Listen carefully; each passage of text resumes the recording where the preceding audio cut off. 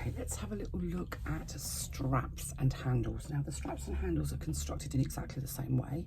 So you can either make, if you're going to make the bigger bag, you can either make two straps, or you can make one long one and then cut it in half, which is what I prefer to do, because then I know that they both are exactly the same. So I'm going to show you a couple of different ways of doing this, because in the pattern what we have is a faux leather or cork back part to the strap and a fabric accent on the front, but there are other options and I'll show you what those other options are. So I've cut my piece of faux leather, and this is a very short strap, it's just for demo purposes. I've marked a line centrally, although that seems to have vanished on there, and I've added a little bit of double-sided tape either side of my central line. I'm just going to pull off one side of the double-sided tape, and this is the wider part, so this is 2 inches wide. The measurements are all in the pattern, and all I'm going to do is fold my faux leather wrong sides together over onto that double-sided tape, and I'm pushing it so that the raw edges are on that central line that I've made. I take the other side off and bring that raw edge in so that it butts up against the first side, which should, in theory, give us a strap that is actually just less than 1 inch wide if we butt those two edges up. Why does it start off at 2 inches wide, and when we fold both sides in, end up just less than 1 inch? And it is just a fraction less than 1 inch. Because of this little bit of faux leather that's on the side of your strap. It's called turn of cloth. You have to allow, it's only a fraction, and it will be the same on all fabrics, whether it's faux leather, cork, even cotton, to some extent. It's a tiny fraction, but it's a little tiny bit on the side there that isn't on the top and that isn't on the bottom, that means that this ends up, as I put it on my measure here, it's probably a 1/16 of an inch less than 1 inch, but that's actually really good because it means it goes through our hardware properly. But when you see on a pattern it says to cut something 2 inches wide and fold into the middle, what you end up with is not necessarily 1 inch. Be aware of that. So that's the back of our strap made, and I like to top stitch down both sides. In this instance, I'm going to actually do this 1/4 of an inch away from the edge, because I don't want my stitching to show on the front of my strap. This kind of helps to hold those side bits down, and it also helps to give the strap strength.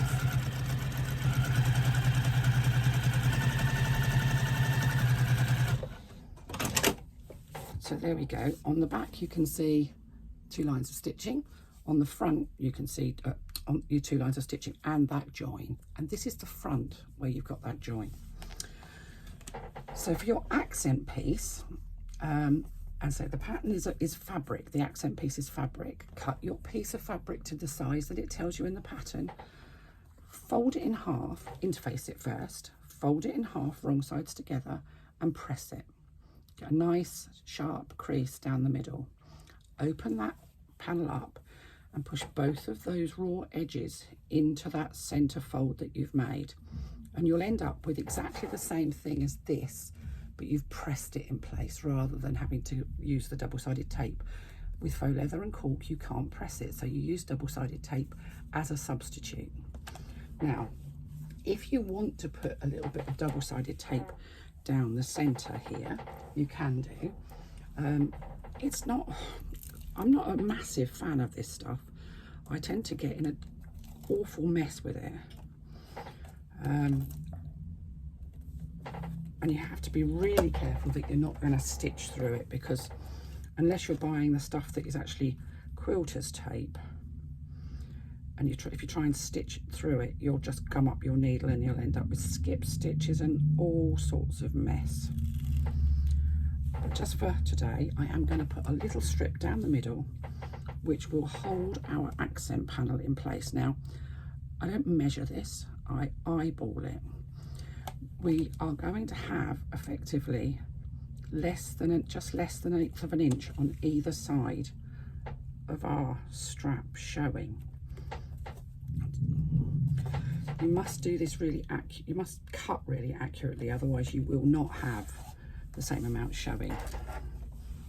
Now, I don't know if you can actually see that, but there is a tiny bit on either side of my accent showing, and I've stuck that down with a piece of double-sided tape, and I'm just going to then top stitch down the sides of my fabric, and that will give me a beautiful accented strap. Now I'm just going to remove that, because the other option is to use fabric for your main back of the strap. So you make your fabric 2 inches wide, fold it into the middle exactly the same way as we did with the faux leather, and then you position your accent fabric centrally, so you get a little bit of fabric showing on either side. So that's an all fabric accent strap. Now some people say, I like a strap a bit more gutsy. I don't think this is enough. This is actually 4 layers of fabric, and it won't stretch. If you've interfaced all of your fabrics, it shouldn't stretch. However, if you like it a little bit thicker, then before you fold, once you've folded this one, the backing in half, you can always add a 1/2 inch strip of Decaville light down the middle if you want to. It will give you a much stiffer strap. Personally, I don't like it because I think it's too stiff, but it is a personal preference thing. So there's your option for a fabric strap with a fabric accent. Now my straps are faux leather and faux leather. Now it's easy enough to do the same thing twice, so do this and then make a slightly smaller one and push it into the middle, but I like my straps to be relatively thin. I don't like bulky straps, and if you're going to make an adjustable strap, a 4-fold strap, which is what this would turn into, the same amount of layers as you'd have on a 4-fold strap, can be a bit much. So the other option is to create this in exactly the same way as I showed you before, and to cut a piece of accent. This is actually from the same scrap of faux leather, so I'm going to turn it over so you can see it. An accent faux leather that is 3/4 inches wide. This gives you, if I just clip it in place, this gives you a complete faux leather accent strap. You could use cork, either or works really well. You do have a raw edge on the side of that accent piece, so you do need to top stitch very close to the edge here, so you need to be top stitching at 1/8 of an inch on your accent, but it gives you effectively a strap that is only 3 layers thick, which is really great if you want to go through a tri-glide. So those are 3 different options for the straps. Now you could, if you wanted to, make a standard 4-fold strap, and I have a spare strap I found in my drawer here that I'm going to actually show you how to fit your strap. So we have one long strap. This is for the adjustable strap, and I have a tri-glide. So what I'm going to do is actually this strap is probably a little bit tight on this, but I'm going to use it anyway. I'm going to pop my strap up through one side of the tri-glide, down through the other side of the tri-glide, and then you can either pop a rivet through there, or you can pop a few stitches through there to secure it.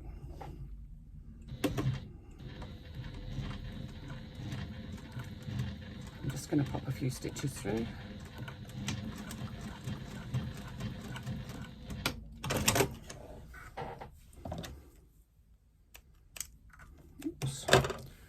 So now your tri-glide is sitting on top of that fold. Now my fold was about approximately 1.5 inches, and I've left enough space there to add a strap end, and I'll show you how to do a strap end in a moment. But that's nice and secure. Now I'm not going to actually attach this to this bag simply because this strap doesn't match, but I'll show you how to fit it.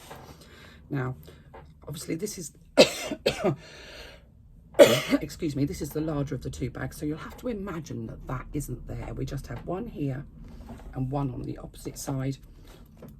So what I'm going to do is I'm going to take my strap and I'm going to put it down through the back of my rectangle and pull it through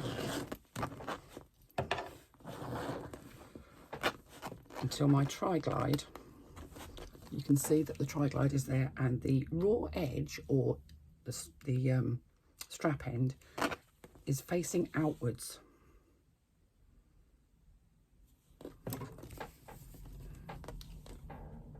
Bring the other end of your strap up through the tri-glide at the bottom,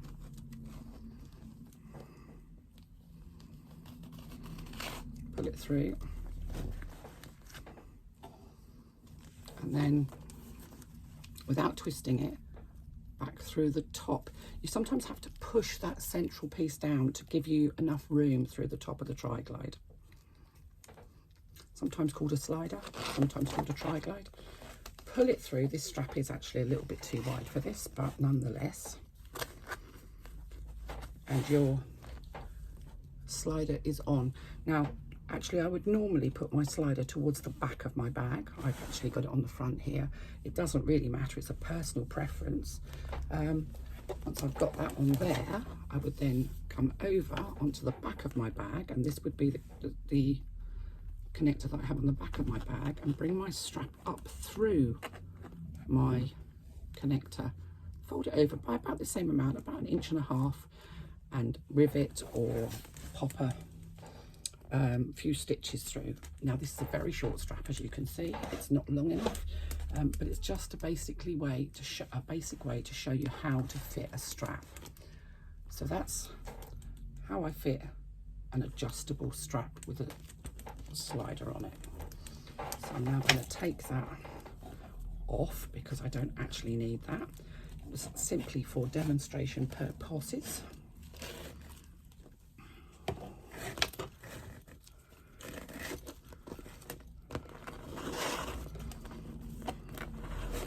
And let's find my two straps that I am going to fit.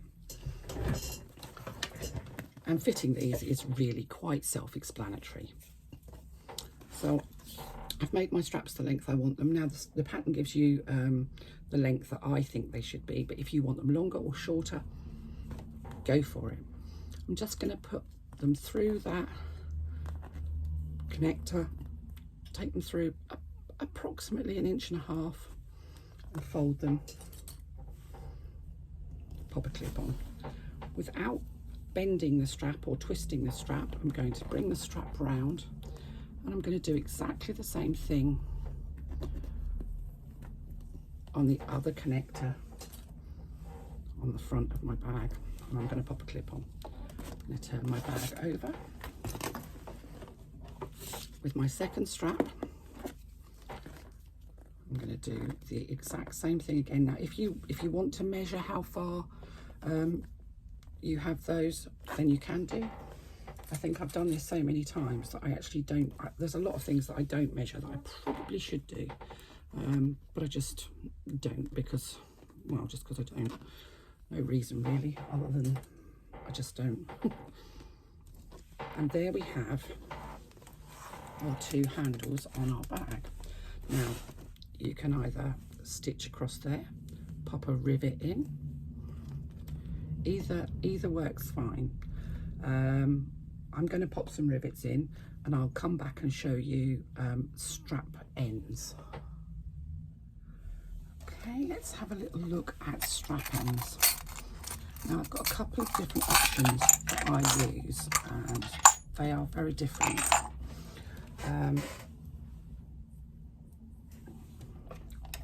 We're going to stick one on each end of this strap. So I'm just going to cut the strap so that it's actually straight at the end. So the first one is this. They are a little metal. They're fairly cheap, with little sort of teeth on the inside. They're actually sharp as you like, those on the inside. They come in various different colours. I've got silver, I've got gunmetal, I've got antique brass, I've got silver, I have some gunmetal on somewhere as well. I've got all sorts. And all they do is they slot over the end of your strap. They are known for, they're called belt ends or strap ends, but often used on webbing belts, the sort of belts that my husband's got several belts that he wears when he plays golf, those ones that unclip. And the end of, they're made of webbing, and the end of the webbing is covered with one of these. They make a perfectly good strap end. They are quality. Now I like to pop, I'm not going to because this is just a sample, but I like to pop a little drop of glue inside just to be on the safe side, and pop it over the end of your strap. Now the reason that we made our straps slightly less than 1 inch is because we're using strap ends. If we make it 1 inch wide, the strap will not fit properly within these strap ends, because I don't know if you can see, but there's a tiny lip on the side there, and you need your strap to sit within that lip, or if you don't, once you've closed it, you end up with a bit bulging out and it looks really unattractive. Now there are 2 options for fitting these. You can either pop a little bit of wood or something like that on top and give it a whack with a hammer. I like to just push it down with my finger slightly so that it's where I want it to be. And then I use these. They're designed for fitting Key Fob Hardware. They've got plastic covers on the end so they don't mark your hardware. These came from Amazon, and they work really well for these. So I put the blade of the pliers, they're flat bladed pliers, and they are 1 inch wide, right at the top of the strap connect, the strap end, and I just press down, and that will push the teeth of that connector into the faux leather, and it's pretty much on there. Now you do sometimes have to give it a bit of an extra squeeze. Some of them resist being pushed in more than others. This is the problem with these, is that they never properly meet at the end because straps are quite thick. This one is only 3 layers thick, but it's still enough to give that little tiny gap at the side, which for some people is bothersome. It's not going to come off because the little teeth on the ends, and if you've got glue on there, will literally hold it in place, but that little tiny gap, annoying or not, it's a personal preference thing again. These, however, are I buy these by the 100 from AliExpress, and they cost, what, I don't know, £5 or £6, so they're cheap. Now the other option, and let me just cut this off nice and straight, is a proper pucker strap end. And these are quality, shiny, metal, beautiful things. They're heavy, they're substantial. They come in, sometimes you get them with sort of a pointy shape to them, sometimes they're more rounded, sometimes they're a bit deeper, but they're all much of a muchness. They have 2 little holes in the back, and basically they slot on to the end of your strap. Sometimes they're quite tight, and it depends where you get them from. Some of them have a wider fitting in the middle, slightly wider in the middle. These ones are actually fairly narrow, but my 3-fold strap sits perfectly inside of them. Again, you do see the side of the strap, but you literally just slide it on. It sits on the end of the strap thus. You shouldn't have any strap bulging out the sides. And then you get, they're always provided with little tiny screws. You'll need a small screwdriver, and you just push the screws into the holes and drive them in. They're self-tapping, so they tap through. There's a thread on the inside of these little holes. So the screw, once it bites the thread, will go in, and it will continue in and go in and self-tap through your faux leather or your strap, whatever you've made your strap from. and then they sit flush to the back of the strap hardware. Now I'm not going to put the screws in because this is just a sample. If you're concerned about them falling off, you can pop a little drop of glue in there before you put them on. The only problem I find with some of these is that they are limited in the thickness. So if you've got a 4-fold strap, I don't know if this one will, oh no, this will go in, but some thicker faux leathers you'll find just won't go in. And my issue with these sometimes can be, now this is a 1-inch strap, and can you see that that's actually poking out either side? Hence the reason our strap is just a fraction less, because I wanted the strap ends, if you're going to use them, to fit perfectly. And if you do your strap the way using the measurements I've given you, then it will. So that's how you fit a strap end, that's how you fit a tri-glide, that's how you fit your straps to your bag, and that's kind of it. So the next video that you see will be another free part of this sew along, and then that will be us done. And then I'm just looking forward to seeing all your fabulous bags.